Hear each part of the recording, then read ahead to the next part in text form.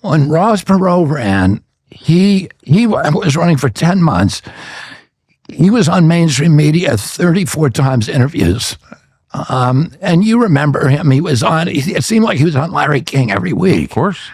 And I got, in 16 months, I had 2 live interviews on all of those networks, ABC, NBC, CBS, CNN, MSNBC, 2.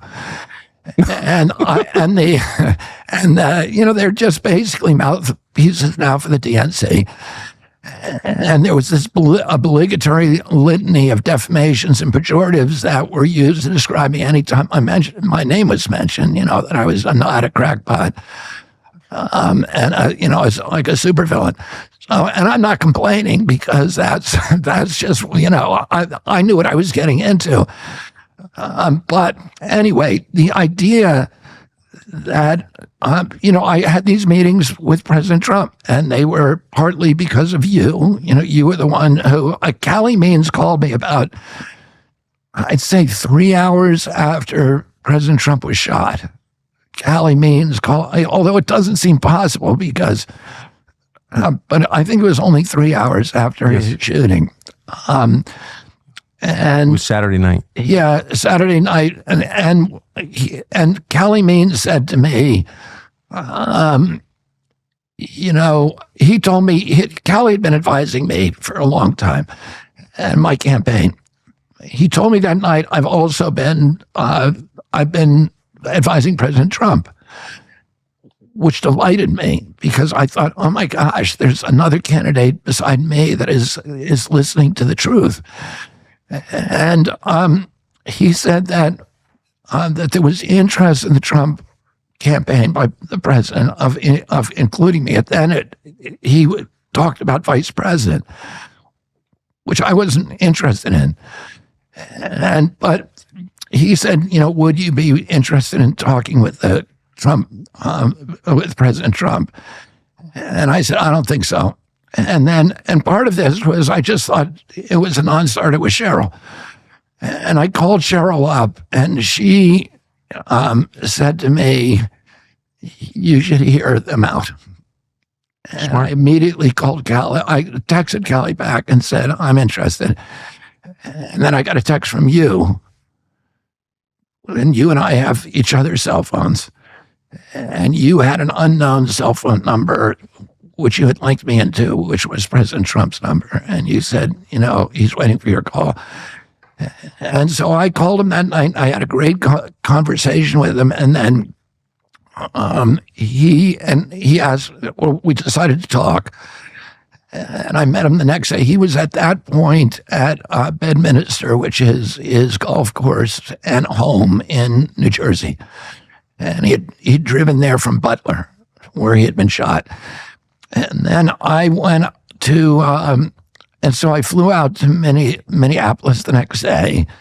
And I had probably a 2-hour meeting with him and Amaryllis, who's my daughter-in-law, who is running my campaign, the smartest person I've ever met, and Cheryl and Susie Wiles.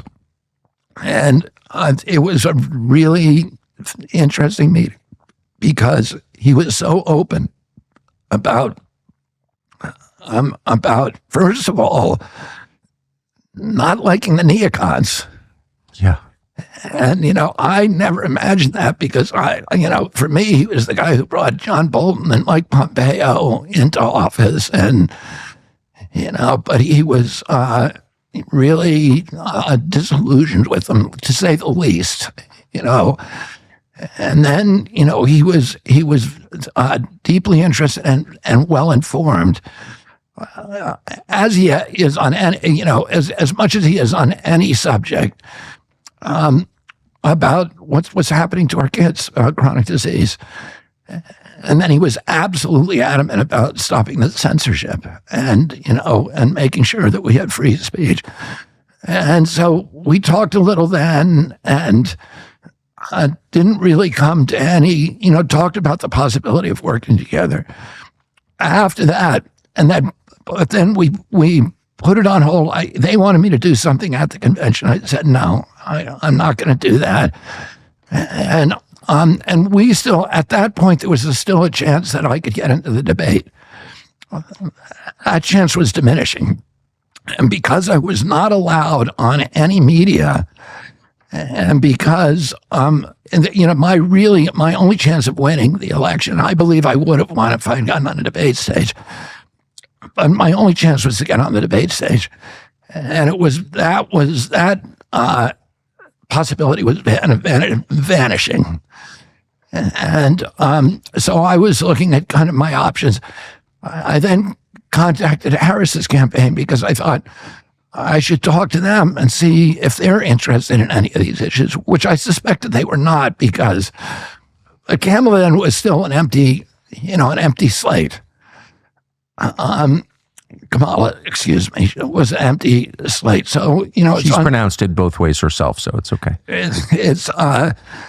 I want to respect people and give them, yes.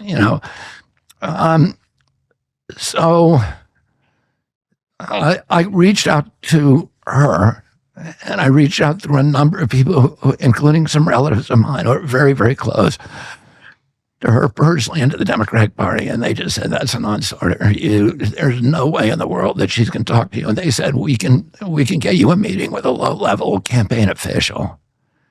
And I said, okay, I'm not interested in that. Why wouldn't, it's interesting, why wouldn't Kamala Harris meet with you? Maybe the same reason that she hasn't given an interview. I think it seems to me that there's a lot of handlers involved. And even when you talk to Democrats about, do you really think it's a good idea to be electing somebody who cannot give an interview? They say, well, you're not electing her, you're electing the people around her. You're electing the apparatus. And the apparatus, but the apparatus, I don't have any faith in. It's an apparatus running that are neocons like Anthony Blinken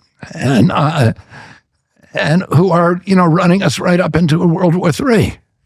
And there are people who masterminded the censorship from inside the White House. That's the apparatus that they want to reelect. And to me, that's an apparatus that has no appeal. These are the people who are censoring me. These are the people who try to throw me out of the party, who canceled the primaries. That's the apparatus. If it was a Democrat who said, I can think on my own, I understand what this country's supposed to look like, I understand what democracy is supposed to look like, then I think that's great. Let's do that. But it's strange from her perspective. First of all, electing an apparatus is not how democracy works. That's an oligarchy, just in point of fact. But as a political calculation, your presence in the race running third party hurt Trump. No one disputes that. The polling's really clear on that. So if you're the Harris campaign, kind of a win, right, to get some alignment with you, why? Even human curiosity, you'd think, would compel her to want to meet with you. Like, take a meeting. Like, why do you care? But she wouldn't even talk to you. I think it's very weird. It's weird, but I can't stress this, not being able to give an interview. I mean, your whole life is in public life. That's what you do. That is the currency. Right. I give, this day is a really slow day because I'm doing one interview with you. But on a typical day, I do about 7 or 8 interviews, some days 10 or 12. And I do that every day, and I've done that for 16 months. If anybody who wants to, we have a list now, 4,000 people want to interview me, but I'm interviewing as many people as possible. So I want to get my voice out, my vision out, my concerns out. And it's incomprehensible to me that you would be in public life. And President Trump does the same thing. He's not scared of an interview. No, he likes it. And Theo Vaughn. Yeah. He's done you. He does anybody. He does people who don't agree with him. He's not censoring you. No. He's doing, he's talking to reporters who write crappy articles about him all the time.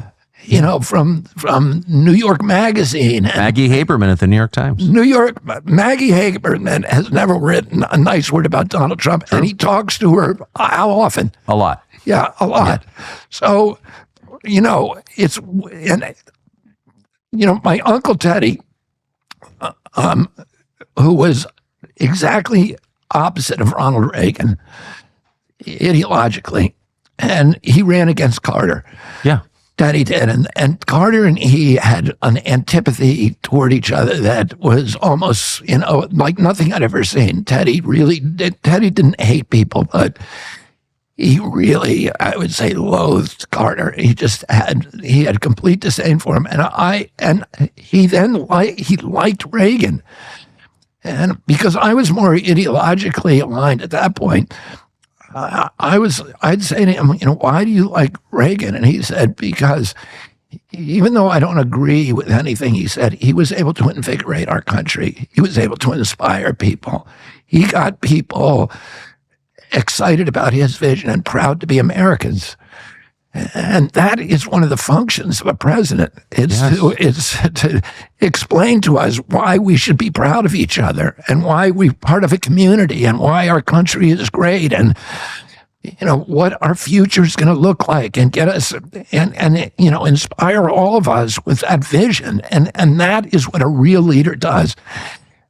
How in the world can you do that if you cannot give an interview to a news organ, to a friendly news organization, to a friendly news? Yeah. They can't even do a setup interview in 40 days. I saw the only interview she did that was unscripted was when she got off a plane. I think it was at Andrews Air Force Base, and so there was a reporter waiting there, and with one question: when are you going to do an interview? And she said, I've told my team that to try to get one done before September. This was the 3rd of August. And I'm doing 7 or 8 interviews a day. Tells you a lot. And I'm not, blowing my own horn or anything. I'm just saying that's what you do if you're in public life. And what's the point of being in public life if you don't want to promote your vision? If you don't want to inspire people?